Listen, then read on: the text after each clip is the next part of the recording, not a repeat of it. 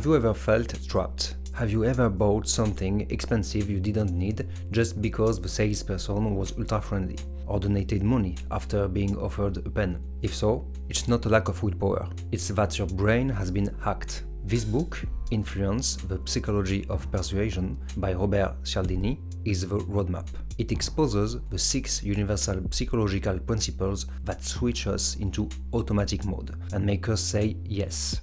Cialdini reveals that we use these mental shortcuts to survive the information overload of a modern world. But today, I don't just want to teach you how to dodge the punches. I want to teach you how to throw them. We're going to dissect these 6 levers. For each principle, we'll see how to defend yourself, but more importantly, how to use them ethically to boost your career, your relationships, and your persuasion skills. Because the best way to understand the game is to play it. First, reciprocity. It's anchored deep within us. You scratch my back, I'll scratch yours. It's the foundation of society, but it's also a big red button. As soon as you receive something, a psychological debt is created. The brain switches to repayment mode. The classic case is the Hare Krishnas in airports. They used to force you to take a flower. Once the flower was in your hand, the rule is activated. It became impossible not to give a coin in return without feeling guilty. It's forced debt. So how do you use this without being an airport hustler? The key is to be the first to give, and to make that gift personalized and unexpected. Don't wait for people to help you.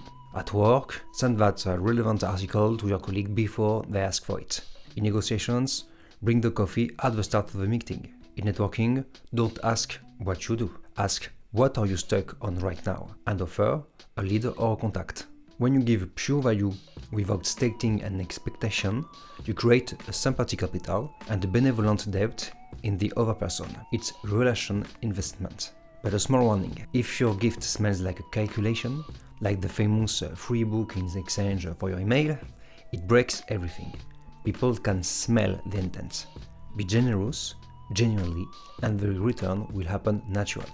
The second lever is commitment and consistency. We hate contradicting ourselves. Once we said yes to a small thing, we are programmed to say yes to the big thing that follows, just to remain logical with ourselves.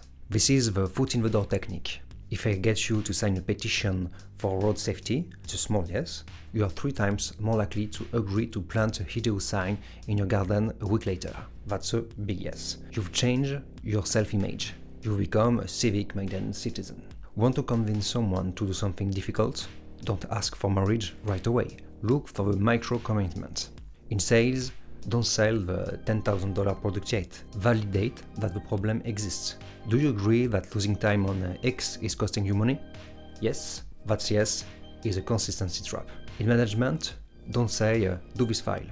Ask, do you think it's important that we finish this project on time? Once they say yes, they are morally committed. For yourself, don't say, I'm going to run a marathon. Say, I'm going to put on my sneakers tomorrow morning. Commit to the small step. The danger is persisting in a mistake just to be consistent. Cialdini says, listen to your gut. If you feel a knot in your stomach when saying yes, it's your body knowing you're being tricked by your own consistency. The third principle, social proof. When we don't know what to do, we look at others.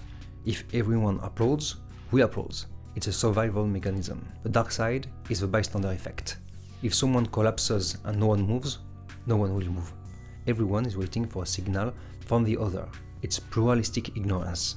So how do you use this? Never be the only one saying you're good. Let others say it for you. For example, for your CV or LinkedIn, it's not up to you to say I'm an expert. Show the logos of the companies you've worked with.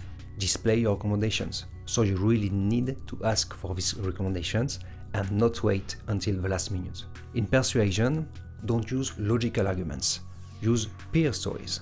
Don't say, this software is fast. Say, your competitors X and Y are already using it to save time. In groups, if you want to start a movement, don't try to convince the whole group. Convince 1 or 2 opinion leaders. The rest will follow. Today, with fake followers and bots, social proof is rigged. Build a real community. An army of 100 authentic fans is better than 10,000 bots, because the real social proof is engagement, not the number. Fourth lever, liking. We say yes to people we like, who look like us or who complimented us. It's that simple. A good-looking lawyer wins more often than a sloppy one. Tupperware didn't sell containers, they sold friendship. People bought to please the neighbor who was hosting the party. So you don't need to be Brad Pitt. Liking is manufactured with 3 ingredients: similarity, compliments, cooperation. Find the common ground. Before a meeting, scan the other person's profile. Same school, same sport, same region, but only mention it if the topic is relevant. Avoid saying out of nowhere, "You want to Stanford? Me too." Then, give sincere compliments. Find one thing you genuinely admire about the other person and say it. "I really liked your input on file X." It's even better if it's something the person worked hard on. No need to compliment Steve on being tall, he knows. But if he's really good at basketball, tell him. On your posture, be warm, smile, but only if it's a real smile. Adapt your outfit to your interlocutor. So, one notch above, but in the same style.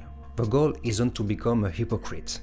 The goal is to actively look to what is likable and interesting in the other person. If you fake friendship to manipulate, you will eventually be unmasked. People's hypocrisy radar is very powerful. 5th level, authority. We are programmed to obey authority figures like doctors, police, experts. The problem? We often obey the symbols of authority, like just titles or clothes, more than actual competence. The Milgram experiment proved that normal people could torture someone just because a guy in a white lab coat told them to. You must signal your competence before you even open your mouth. Don't let people guess that you're good. So that's the introduction technique. It's the ultimate technique. Don't introduce yourself. Get introduced. If a colleague says, "I'd like you to meet X, he's our top data specialist," your authority is established instantly. On the visuals, choose your background, on Zoom, your clothes, your spelling wisely. They are basic but powerful authority makers. And you need proof. Give your sources. Use precise numbers. Don't say, "I think that," says, "last year's data showed that," blah blah blah. So don't confuse authority with arrogance. Real authority reassures. Arrogance repels. And to defend yourself, always ask, is the person truly an expert or just a guy with a nice watch? And last principle, scarcity. What is rare is expensive. But above all, we are more afraid of losing something than we are eager to gain it. The simple idea that an opportunity is closing makes us irrational. Auctions, or the famous "only 2 seats left," it cuts the secret of reflection. Stop being available all the time. It's about framing. Don't say what people will gain if they listen to you. Tell them what they will lose if they don't. If we don't change this process, we lose $1,000 a month. The impact is double. There's also exclusivity. Don't give your time to just anyone. I can get on a call with you, but I only have a slot on Tuesdays at 2 p.m. You switch to applicant to prize. And true scarcity. Develop unique skills. If you are the only one who knows how to do X in your company, you become a scarce resource, and therefore valuable. But don't create fake scarcity. The timer expires in 10 minutes when it actually loops. That's cheap marketing. Be genuinely selective with your time and projects. Before concluding, a word on our era. Cialdini wrote this in the 80s. Today, we have AI. Before an important email or negotiation, copy your text into ChatGPT or your favorite AI and say, "Analyze this text according to Cialdini's 6 principles. How can I make it more persuasive by ethically using social proof or scarcity?" AI is a sparring partner to master these tools. Influence, the Psychology of Persuasion isn't a book on how to scam people. It's a book on understanding the grammar of human interactions. You now have 6 keys. Give first, get small yeses, show that it works for others, find common ground, own your expertise, and value your time. Stop being controlled by the rules of the game. Play them.